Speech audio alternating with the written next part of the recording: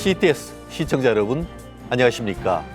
우리 사회 이슈들을 기독교의 시선으로 들여다보는 CTS 뉴스 W 진행을 맡은 최진영입니다. 오늘은 우리 사회의 가장 중요한 화두 중의 하나, 바로 출산율에 관한 소식으로 문을 열겠습니다. 지난해 출산율이 2년 연속 상승하며 8년 연속 하락하던 흐름이 일단 멈춰선 것입니다. 변화의 배경에는 정부의 정책, 사회적 인식의 전환, 그리고 가족을 둘러싼 새로운 가치관이 자리하고 있습니다. 과연 이 흐름이 일시적 현상에 불과할 것인지, 지속 가능한 전환점이 될 수 있을지 CTS 보도국 김인혜 기자와 자세한 이야기 나눠보도록 하겠습니다. 김인혜 기자님, 어서 오십시오. 안녕하십니까? 네, 김 기자. 2년 연속 출산율의 상승, 정말 오랜만이죠. 여기에 지난해 태어난 아기의 수도 가장 많다고 하는데 이번에 얼마나 태어난 것인지요? 네, 지난해 우리나라에서 25만 4,500명의 아기가 새로 태어난 걸로 집계됐습니다. 1년 전보다 16,100명이 늘어난 건데요. 2010년 이후 15년 만에 가장 큰 증가입니다. 증가율은 6.8%로 이 또한 18년 만에 최대입니다. 출생아 수는 2015년 이후 줄곧 내리막을 걷다가 2023년 바닥을 찍은 뒤 2024년부터 2년 연속 증가세를 보이고 있습니다. 여성 1명이 평생 낳을 것으로 예상되는 자녀의 수를 뜻하는 합계 출산율도 4년 만에 0.8명대를 회복했습니다. 합계 출산율은 2022년부터 0.7명대로 주저앉으면서 0.6명대 진입까지 눈앞에 둔 상태에서 반등해 역시 2년 연속 상승 흐름을 잇고 있습니다. 네, 그렇군요. 그렇다면 이번 출산율 상승에는 어떤 요인이 작용했는지 궁금합니다. 네, 국가데이터처는 이렇게 출산율이 회복한 건 주 출산 연령인 90년대생, 이른바 에코붐 세대의 영향이 컸다는 분석을 내놓고 있습니다. 이들은 매년 70만 명 넘게 태어났습니다. 실제 이번 조사에서 연령대별 여자 인구 1000명당 출생아 수는 30대 초반이 73.2명으로 가장 높았습니다. 기존 세대보다 출산을 더 많이 선택한 결과라는 분석입니다. 특히 둘째 출산이 증가세를 보였습니다. 둘째 출산이 늘었다고 하니까 더 반가운 것 같은데요. 근데 더더욱 반가운 것은 최근 들어서 결혼하는 숫자도 늘어나고 있다라고 하는데 구체적으로 좀 말씀해 주시겠어요? 네, 지난해 혼인 건수는 24만 370건으로 전년 대비 8.1% 늘었는데요. 코로나19로 급감했던 혼인 건수가 2022년부터 3년 연속 회복된 영향이 큰 것으로 분석하고 있습니다. 또 젊은 층의 이 출산에 대한 가치관이 변화하고 있는 것도 긍정적인 영향을 준 것으로 보입니다. 국가데이터처가 2년마다 실시하는 사회조사에서 결혼 후 출산에 대한 긍정 답변이 2년 전보다 3.1% 늘었고 비혼 출산 의사 역시 2.5% 증가했습니다. 그렇군요. 무엇보다 결혼과 출산을 긍정적으로 고려한다는 답변이 늘고 있다는 게 특히 눈여겨볼 만한 변화인 듯한데요. 앞으로 이 상승 흐름이 계속 이어지기 위한 구체적 해결 방안은 없을까요? 네, 이제 실제로 아이를 많이 낳는 지역의 힌트가 있을 겁니다. 이번 통계를 보면요, 전국 광역시도 가운데 합계 출산율이 1명을 넘는 곳이 딱 한 곳 있습니다. 바로 세종시입니다.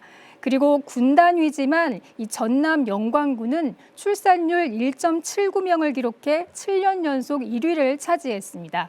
어떤 지역들이냐? 이 세종시는 바로 감이 좀 오실 겁니다. 이 공무원이나 공공기관 종사자들이 많은 곳, 또 보육 인프라도 비교적 잘 돼 있고요. 여성들이 아이를 낳고 육아휴직 후에도 출산 전과 같은 조건으로 안정적 일자리에 복귀하는 경우가 많은 곳입니다. 그리고 영광군은 결혼, 임신, 출산, 양육으로 이어지는 생애주기 지원 정책을 운영하고 있습니다. 또 돌봄 공백을 줄이고 부모의 양육 부담을 낮추는 환경 조성도 한몫했습니다. 결국 일자리와 지속 가능한 맞벌이입니다. 몇 년 동안 경력 단절이 되고 나면 이 출산 전과 비교할 수 없는 일, 또 훨씬 적은 임금으로 복귀하는 불만족스러운 맞벌이가 아니라 말 그대로 그렇게 오래 쉬지 않고 일과 가정을 같이 꾸릴 수 있어야 한다는 것이죠. 유럽 안에서도요, 이 여성 고용률이 높은 나라일수록 오히려 아이도 더 낳는다는 분석이 나오고 있는데요. 우리보다 먼저 저출생의 늪에 빠졌다가 회복한 나라들, 스웨덴, 노르웨이, 프랑스 같은 나라들이 이 몇십 년 저출생 대책을 해보니 제일 효과적이었던 건 남성 의무 유급 육아휴직 제도 같은 함께 일하고 또 함께 아이를 기를 수 있는 환경, 정말로 일과 가정을 양립하게 해주는 정책이었다는 보고서도 나온 적이 있습니다.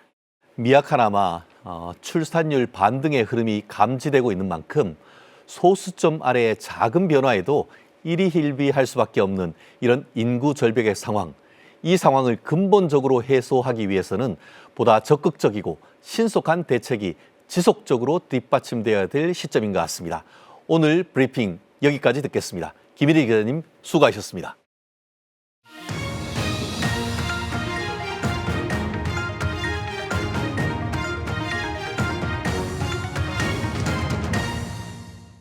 오늘은 교회 안팎에서 주목받고 있는 목회자 은퇴 문제를 다뤄보려고 합니다. 은퇴 연령에 이른 목회자분들이 늘어나면서 교회 공동체의 미래와 목회자 개인의 삶, 그리고 은퇴 이후의 사역 방향에 대한 논의가 활발해지고 있습니다. 목회자 은퇴 문제는 단순히 개인의 은퇴가 아니라 교회의 구조, 성도들의 신앙생활에도 깊은 영향을 주는 중요한 주제인데요. 오늘은 목회자 은퇴 준비 연구소의 김남순 소장님을 초대해서 최근 목회자 은퇴와 관련된 현안을 그리고 앞으로의 과제를 함께 짚어보도록 하겠습니다. 소장님 어서 오십시오. 반갑습니다. 네, 반갑습니다. 먼저 목회자 은퇴 준비 연구소가 어떤 곳인지 소개시켜 주시죠. 네, 이름에서 명확히 나와 있듯이 한국교회 목회자님들의 은퇴 문제를 연구하고 그리고 전략적 대안을 제시하고 가장 중요한 상담과 컨설팅을 통해서 실질적인 도움을 드리는 그런 연구소입니다. 최근에 목회자 은퇴 실태 조사 결과 현실이 상당히 심각하다라는 내용이 나왔습니다. 목회자 3명 중에 2명은 은퇴 준비가 전혀 되어 있지 않다라고 응답을 했고, 준비가 됐다라는 분들도 국민연금과 그리고 총회연금이 전부인데 합쳐도 월 70만 원 내지 80만 원 수준에 불과하다라고 합니다. 한국교회 목회자들의 은퇴 준비 현실, 실제로 어느 정도인지요?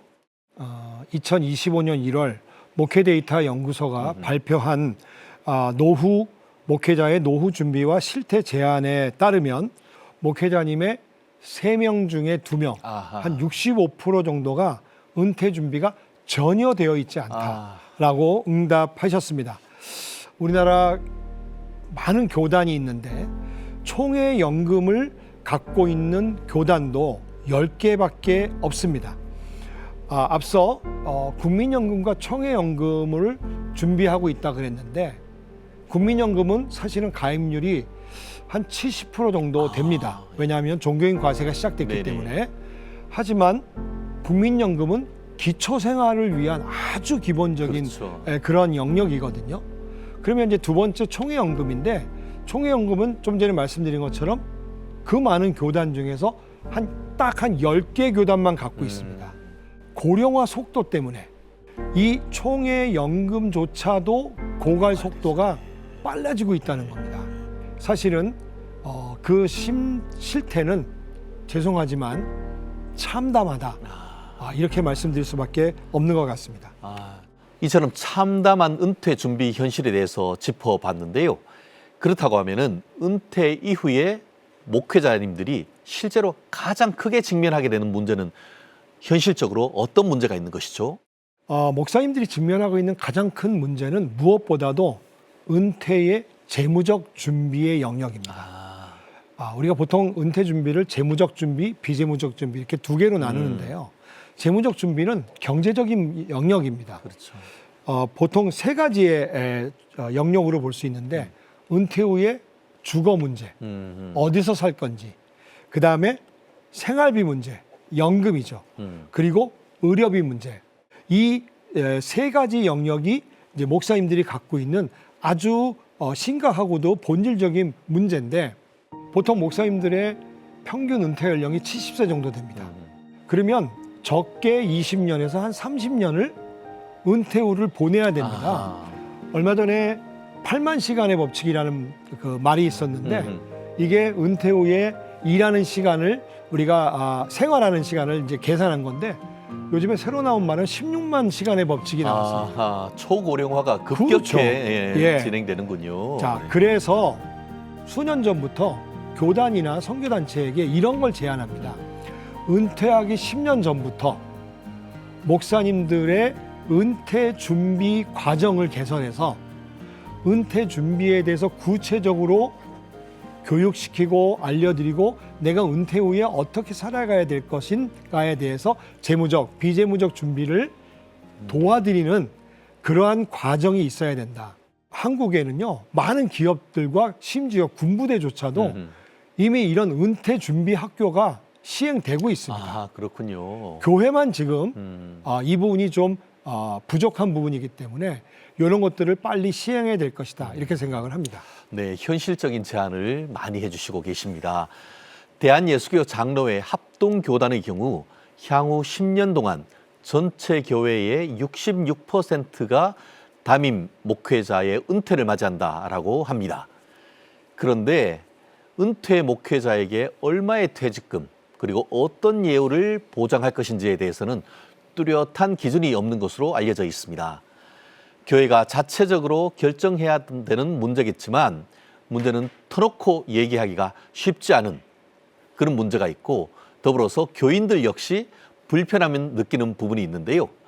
그렇다면 앞으로 교회마다 어떤 식으로 준비를 해나가는 것이 미래를 위해서 합당한 준비가 될 것인지 한번 말씀해 주시죠. 상황은 굉장히 힘들고 어렵습니다. 그런데 제가 연구한 결과 저는 답을 얻었습니다. 답은 딱 하나입니다. 미리미리 준비한다는 겁니다. 자, 이 준비는 두 가지 단계가 있는데 첫째는 교회와 담임 목사님 사이에 은퇴에 대해서 어떻게 예우를 해드릴까에 대한 구체적으로 의논하고 합의를 해야 되는 겁니다. 보통 교회는 의사결정기구가 당회와 공동회의가 있습니다. 그렇죠. 그러면 이게 장로님과 목사님과 합의한다고 되는 일은 아닙니다. 교회 공동체 전체의 동의를 얻어야 되는 문제이기 때문에 이 합의 과정이 사실은 그렇게 쉽지 않습니다. 시간도 많이 걸립니다. 네. 그래서 은퇴 한 2, 3년 전에 앞두고 이걸 하면 이게 어려워지는 겁니다. 그래서 적어도 저는 10년 전에 이런 합의를 먼저 하셔라. 자, 그러면 합의가 됐습니다. 그러면 두 번째는 이 합의를 시행하기 위해서는 자금이 필요합니다. 근데 교회는 아시다시피 돈을 이렇게 쌓아두는 영리기관이 아니기 때문에 네네. 10년, 15년에 걸쳐서 적립을 하는 겁니다. 자, 이렇게 되면 목사님 퇴임할 때 아름답게 헤어지겠죠? 자, 그래서 제가 이렇게 두 가지 방법을 연구해서 제안을 해드리는 건데 많은 그 교회 리더십과 성도님들이 이렇게 생각합니다. 은퇴 문제는 목사님을 위한 거 아니야? 아닙니다. 이 담임 목사님의 은퇴 문제는 교회와 성도님들을 위한 겁니다. 즉 교회의 미래를 위한 거지. 자, 이렇게 아름답지 못하게 헤어진 다음에 그 나머지 문제는 누구의 몫일까요? 남은 사람들의 몫입니다. 목사님은 떠나면 끝입니다. 그렇기 때문에 목사님을 위해서 준비를 잘해서 아름답게 헤어지면 그 다음에 교회가 또 부담도 없고 그 다음에 다음 리더십에 의해서 또 교회가 아름답게 이어질 수 있기 때문에 이것은 목사님을 위한 프로그램이 아니라 교회를 위한 프로그램이다. 이렇게 인식해 주셨으면 좋겠습니다. 그렇군요. 우리가 돈이 없으면 시간에 투자하라라는 그런 격언도 있는데 맞습니다. 그런 말씀을 해주시는 것 같습니다. 특히 재정적으로 여유가 없는 작은 개척 교회들의 경우에는 은퇴 목회자 지원이 더욱더 어려운 게 현실인데요.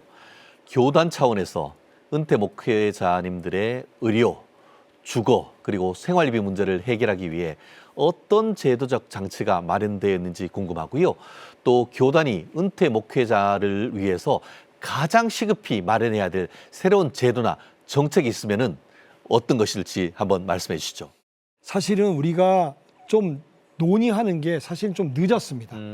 그래서 지금 이것을 우리가 시간을 갖고 한다는 것은 이걸 다 준비한다는 건 그렇게 결코 쉽지 않은데 그래도 제가 제도적 대안을 지금 생각하고 있는 게 있습니다. 사실은 주거 문제는 정말 쉽지 않고 녹록지 않습니다.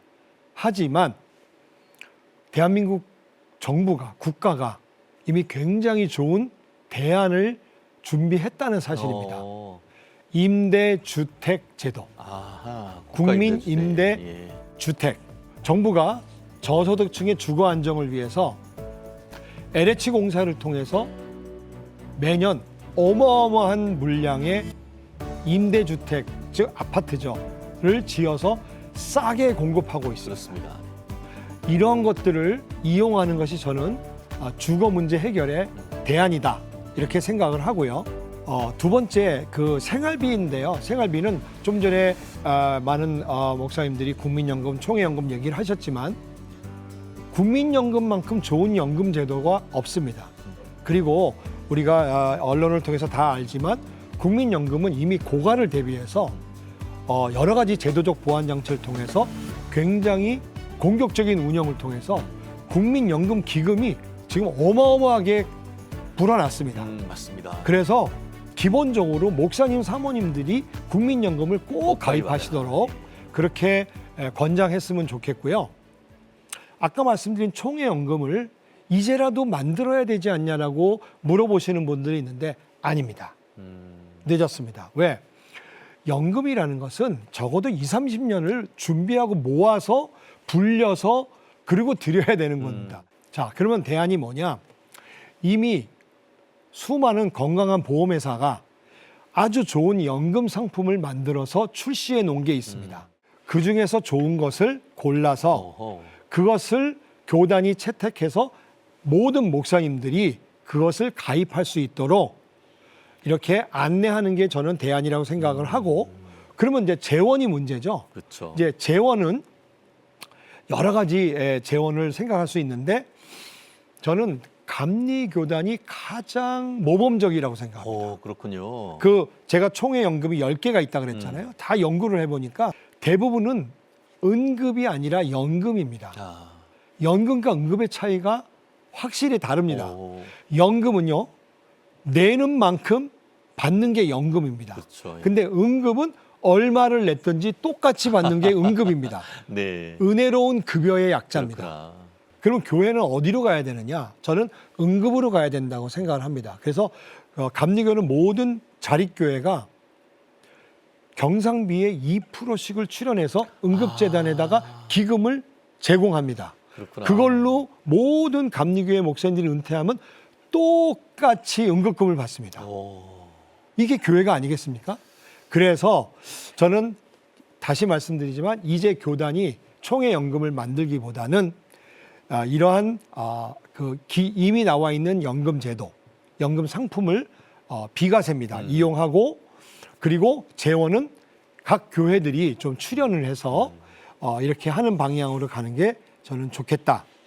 이렇게 생각을 합니다. 아, 의료비도요, 만만치 않습니다. 그래서 저는 대한민국이 의료제도가 세계 최고입니다. 맞습니다. 건강보험제도. 예, 예. 그래서 건강보험제도를 기본적으로 활용을 하고 자기 부담금이 한 30% 되거든요. 이것은 또 역시 우리나라가 아주 잘 제도로 만들어져 있는 실비보험, 실손보험. 네네, 실손보험. 네, 요거를 꼭 가입하시도록 그렇게 안내하면 좋을 것 같습니다. 그러네요. 깨알같이 하나도 빠짐없이 네. 또 이렇게 실질적인 조언을 주셔서 감사합니다. 그렇다면 한국교회의 은퇴 목회자 지원 제도를 다른 나라 교회 사례와 한번 비교를 했으면 좋겠는데요. 다른 나라와 어떤 차이가 있는지 궁금합니다. 그리고 또 은퇴 목회자 지원이 잘 이루어지고 있는 해외 사례가 있다면 함께 좀 설명해 주시죠. 네, 아무래도 선진국, 특히 기독교 선진국이라고 얘기할 수 있는 영국, 미국, 캐나다, 호주 같은 곳이 아주 모범적으로 잘 진행되고 있다고 볼 수 있습니다. 이 네 나라의 공통점은요, 모두 아주 훌륭한 국가 제도를 활용하고 있다는 것이 공통점입니다. 즉 국가가 갖고 있는 우리나라의 국민연금 같은 제도가 모든 나라에 다 있습니다. 각 나라의 그 교단들이 이 국가연금 제도를 충분히 활용을 합니다. 자, 그렇게 하고 그다음에 두 번째는 우리나라로 시행하고 있는 퇴직연금 제도인데 네. 다른 나라들도 이 비슷한 퇴직연금 제도가 있는 나라도 있고 네. 없는 나라인데 역시 이것을 이제 미국의 401k 같은 거죠.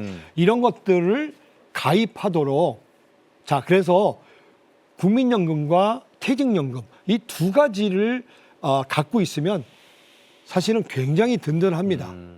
목회자의 은퇴는 개인의 문제가 아니고 교회 미래와 직결된 중요한 과제입니다. 교회와 교단, 성도들이 함께 지혜를 모아 은퇴 이후에도 건강한 공동체를 이어갈 수 있도록 준비를 해야겠는데요. 그렇다면 목회자 은퇴 준비는 구체적으로 어떻게 해야 하며 이 시간 또 실질적인 그 방법을 한번 제시해 주십시오. 내가 인생의 후반전에 이제 목회 은퇴 후에 무엇을 할지를 정하면 누구와 할지가 어디서. 정해지고 어디서가 정해지겠죠. 이 어디서가 주거입니다. 네네. 그런데 사실 우리나라 뭐 주택 비용이 만만치 않지 않습니까? 그렇죠. 예, 서울은 그래서 특히, 예. 무상 임대주택을 제공하는 방법. 그러니까 교회 명의로 집을 사서 목사님은 네. 무상으로 사시는 방법. 또 하나는 주거 비용을 이렇게 약간 도와드리는 방법. 이제 보조금으로 아니면 임대 아파트에 가는 방법. 이런 것들을 합의를 하셔서 구체적인 준비를 하셨으면 좋겠고 그다음에 연금은 교과서에 이렇게 나와 있습니다. 3층 준비를 하라. 네, 그렇죠. 예, 1층은 국민연금, 국민연금. 2층은 아까 말씀드렸듯이 퇴직연금. 총회연금이나 예, 퇴직금을 퇴직연금으로. 그렇죠. 그다음에 3층은 목사님이 개인적으로 연금을 드셔야 됩니다.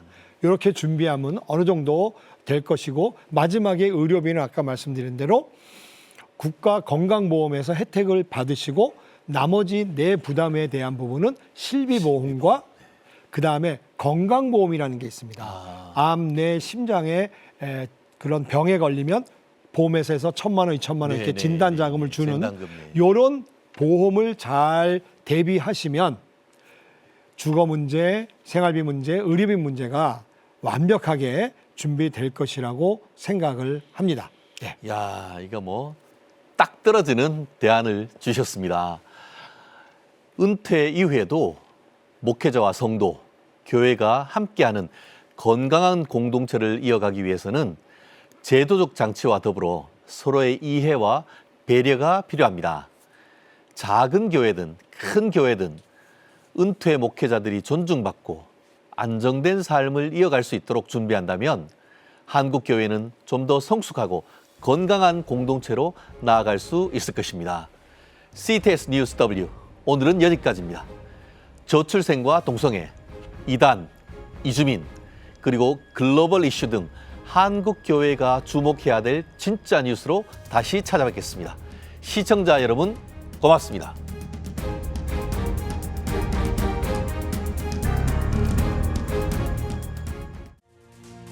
지금 한국 교회는 복음의 능력이 필요합니다.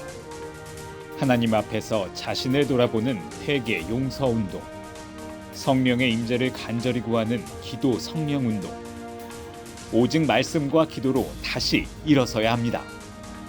한국 교회가 복음의 능력을 회복할 때 나라와 민족을 살리고 다음 세대가 믿음으로 바로 설 것입니다. 예수 그리스도의 생명의 복음으로 하나 되는 한국 교회. 개혁주의 생명신학이 예수 생명의 마중물이 되겠습니다. 이 캠페인은 기독교대학의 글로벌 리더 백석대학교와 백석총회가 함께합니다. 이 프로그램은 여러분의 미디어 선교 후원으로 제작되었습니다. 선교는 사명, 후원은 동역. 당신도 복음을 전할 수 있습니다. 선교 후원 02-6333-1003번